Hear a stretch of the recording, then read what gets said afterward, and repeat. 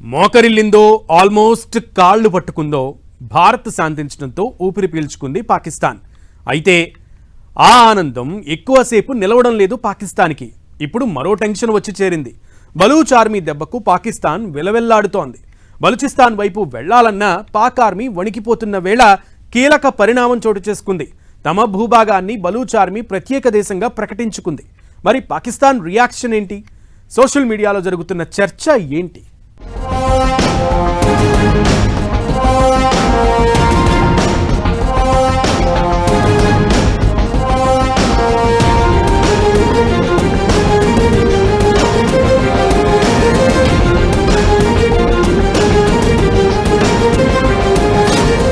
Pak mind blank shock ఇచ్చిన BLA తమ దేశాన్ని స్వతంత్ర దేశంగా ప్రకటన. పాక్ మరిన్ని ముక్కలు కాబోతోందా? బిఎల్ఏ ప్రకటనపై పాక్ రియాక్షన్ ఏంటి? అసలు ప్రత్యేక దేశం డిమాండ్ ఎందుకు? బలూచ్ ప్రత్యేక దేశమైతే పాక్ నష్టమేంటి?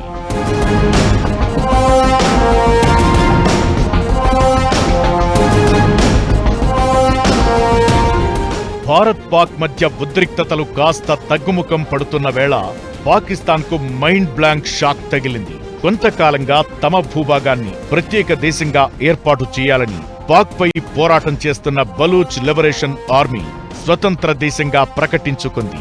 ప్రభుత్వ ఏర్పాటుకు సన్నాహాలు చేస్తోంది. క్వెట్టాలో కొత్త పార్లమెంటు ఫోటోలు, జాతీయ చిహ్నం, జాతీయ గీతాన్ని సోషల్ మీడియాలో పంచుకుంది. భారత్ సహా పలు దేశాలు తమ దేశంలో ఎంబసీలు ఏర్పాటు చేసుకోవాలని కోరింది. ఇక ఐక్యరాజ్య సమితి కూడా బలూచ్ నేతలు విజ్ఞప్తులు చేశారు. తమ దేశాన్ని గుర్తించాలని, యుఎన్ సభ్యుల సమావేశాన్ని ఆహ్వానించాలని కోరుతున్నామని ప్రకటించారు. ఇక బలూచిస్తాన్కు శాంతి పరిరక్షణ దళాలను పంపించాలని, బలూచిస్తాన్ నుంచి పాక్ సైన్యం వెళ్లిపోవాలని, ఆయుధాలు, ఆస్తులను తమ ప్రాంతంలో వదిలేయాలన్నారు. కరెన్సీ, పాస్పోర్ట్ ముద్రించేందుకు నిధులు విడుదల చేయాలని కోరారు. ఈ పరిణామంతో పాకిస్తాన్కు షాక్ తగిలినట్లయింది. చాలా ప్రాంతాలు ప్రపంచంలో వాళ్ళు వేరే అయిపోదాం, మేము నిలబడగలం అన్నప్పుడు ఇలాగా అనౌన్స్ చేస్తారు, ప్రకటిస్తారు, మొదలుకి వెళ్తారు. తప్పకుండా పాకిస్తాన్కి ఇది ఒక పెద్ద ఎంబారెస్మెంట్, ఎందుకంటే ఇప్పుడు వరకు జరగలేదు కాబట్టి. కానీ దీంట్లో వచ్చింది ఏమిటంటే బెలూచిస్తాన్కి ఎక్కడున్నది బలం, ఏ పెద్ద కంట్రీ, ఏ పెద్ద పవర్ బ్లాక్ సపోర్ట్ చేస్తారో దాని మీద ఆధారపడి ఉంటుంది. పాక్ నుంచి స్వాతంత్ర్యం కోసం బలూచిస్తాన్ లిబరేషన్ ఆర్మీ సహా పలు సంస్థలు చాలా ఏళ్లుగా పోరాడుతున్నాయి. బలూచిస్తాన్ది 75 ఏళ్ల స్వతంత్ర పోరాటం. ఖాన్ ఆఫ్ కలాత్ పాలనలో స్వేచ్ఛగా ఉన్న ఈ ప్రావిన్స్ 1948లో పాక్ ప్రభుత్వ సైనిక చర్యతో ఆ దేశంలో కలిసింది. పాకిస్తాన్ మొత్తం భూభాగంలో 44% బలూచిస్తాన్దే. పాక్ జనాభాలో మాత్రం వీరు 7 నుంచి 8% మాత్రమే ఉన్నారు. బలూచిస్తాన్ను ప్రత్యేక దేశంగా ప్రకటించాలని బలూచ్ ఆర్మీ ఎప్పట్నుంచో పోరాడుతోంది. బిఎల్ఏ దాడుల్లో వందలాది మంది పాక్ సైనికులు చనిపోయారు. నెలల గ్యాప్లోనే పాక్ ఆర్మీపై దాదాపు 71 దాడులు చేసిన బలూచ్ ఆర్మీ దాదాపు 1000 మందికి పైగా సైనికులను చంపేసింది. పాకిస్తాన్ గ్యాస్ పైప్ లైన్ ను కూడా పేల్చేసింది. బిఎల్ఏ దెబ్బకు ఆ ప్రాంతం నుంచి పాక్ ఆర్మీ పారిపోయింది. దీంతో ఇప్పుడు స్వతంత్ర దేశంగా ప్రకటించారు.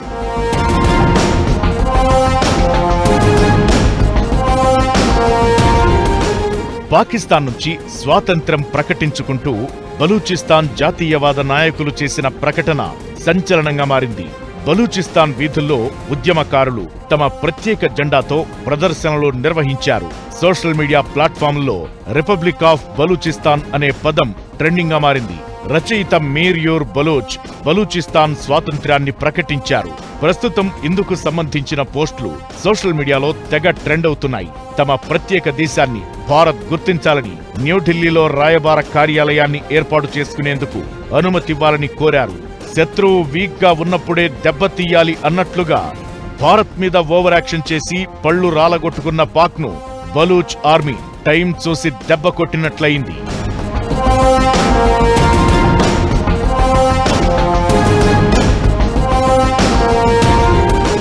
బలూచిస్తాన్ ప్రాంతం సహజ వనరులు ఎక్కువగా ఉండి నిర్లక్ష్యానికి గురైన ప్రాంతం. వారిని అణచివేసేందుకు పాకిస్తాన్ పాలకులు ఘోరాలకు పాల్పడ్డారు. ఇప్పుడు దాని ఫలితాలు అనుభవించే సమయం వచ్చింది. నిజానికి బలూచిస్తాన్ లిబరేషన్ ఆర్మీకి అక్కడి జనాల్లో 100% మద్దతు ఉంది. ఆ ప్రాంతంలో ఎవరు పాక్ ను సపోర్ట్ చేయరు. దీంతో పాక్ సైన్యం పారిపోక తప్పలేదు. ఇలాంటి పరిస్థితి రావడానికి పాకిస్తాన్ సైన్యమే కారణం. దశాబ్దాలుగా బలూచిస్తాన్లో పాక్ సైన్యం అణచివేతతో పాటు ఘోరాలకు పాల్పడుతోంది. బలూచిస్తాన్ నేతల్ని హత్యలు చేయడం దగ్గర నుంచి వనరుల్ని దోచుకోవడం వరకు అన్ని పనులు చేస్తూనే ఉంది. దీంతో వారు చావడమో చంపడమో అన్న పాలసీకి వచ్చి విరుచుకుపడుతున్నారు.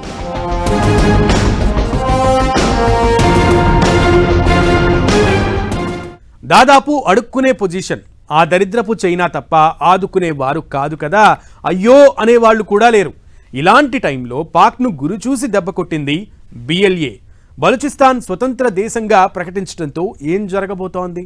ఇక అసలు నరకం ఏంటో పాక్ ఎక్స్పీరియన్స్ చేయబోతోందా? పాక్ మరిన్ని ముక్కలు కావడం ఖాయమా? పాకిస్తాన్కు జరగబోయే నష్టం ఏంటి?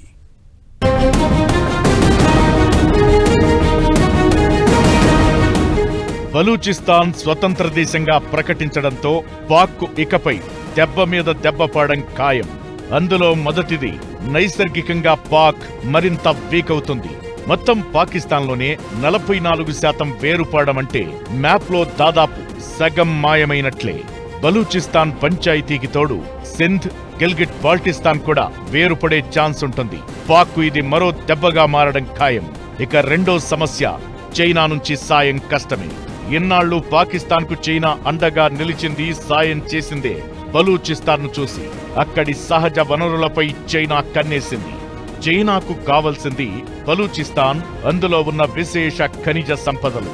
అంతే తప్ప పాక్ మీద ప్రత్యేకంగా ప్రేమేమీ లేదు.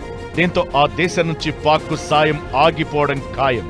ఇకపై చైనా ఏదైనా సాయం చెయ్యాలి అనుకుంటే ఏదో మాయ చేసో మ్యాజిక్ చేసో బలూచ్ నేతలను ఒప్పించి ఆ దేశానికే సాయం చేసే అవకాశం ఉంటుంది. వేరే దేశం కావాలని వాళ్ళు పోరాడతారు, మాకు మళ్ళీ మా హక్కులు వస్తాయి. ఎక్కువ ఆస్తి పాకిస్తాన్లో, మా బలూచిస్తాన్లో ఉన్నది. మేము తక్కువ జనం, బయట జనం వచ్చారు. ఇవన్నీ కాంక్రీట్గా కనపడుతుంది. ఏం డెవలప్మెంట్ కూడా లేదు అక్కడ. ఆ ప్రజలు ఎవరు చూడలేరు. ఈ కారణాలన్నీ పెట్టుకుని మనం వేరే దేశం సంపాదించుకుంటే యాస్తంతా మనకు వస్తుంది, మనం ఎంజాయ్ చేయొచ్చు బలూచీస్ అని. ప్రపంచవ్యాప్తంగా ఎక్కడ బలూచీస్ ఉన్నారో వాళ్ళందరూ సపోర్ట్ చేస్తారు. అటు భారత్తో ఇటు బలూచిస్తాన్తో పాక్కు ఒకేసారి 2 దెబ్బలు తగిలినట్లవుతోంది. బలూచిస్తాన్ను వేరు చేసుకోవడం అంటే పాకిస్తాన్ దాదాపు సగం శక్తిని కోల్పోయినట్టే. బలూచిస్తాన్ ప్రత్యేకంగా దేశంగా మారితే పాకిస్తాన్ మనుగడనే ప్రశ్నార్థకమవుతుంది. అతిపెద్ద భూభాగాన్ని కోల్పోవడమే కాదు, సహజ వనరులపై ఆధిపత్యం కూడా పోతుంది. పాకిస్తాన్ తీర ప్రాంతం తగ్గిపోతుంది. ప్రపంచ పటంలో పాక్ మ్యాప్ చిన్నగా మారిపోవడమే కాదు, ప్రపంచ రాజకీయాల్లో ఆ దేశ పాత్ర అంతకంటే చిన్నదవుతుంది. ఇక అటు బలూచిస్తాన్ స్ఫూర్తితో పీఓకే తిరిగి భారత్లో అంతర్భాగం కావచ్చు. అంతర్గత కుమ్ములాటలు, ఉగ్రవాదుల దెబ్బతో అసలు పాకిస్తాన్ అనే దేశమే కనుమరుగయ్యే పరిస్థితి వచ్చినా అవాక్కవ్వాల్సిన అవసరం లేదు. ఇవన్నీ పాక్కు కూడా తెలుసు. అందుకే దేనికైనా తెగించే అవకాశముంటుంది. బలూచిస్తాన్ విడిపోయే పరిస్థితి తప్పించుకోవడం కోసం చైనా ముందు మోకరిల్లైనా సరే, ఇస్లామిక్ దేశాలైన యుఏఈ, సౌదీలను బతిమాలైనా సరే తనకు అండగా నిలవాలని పాక్ కోరే అవకాశముంది.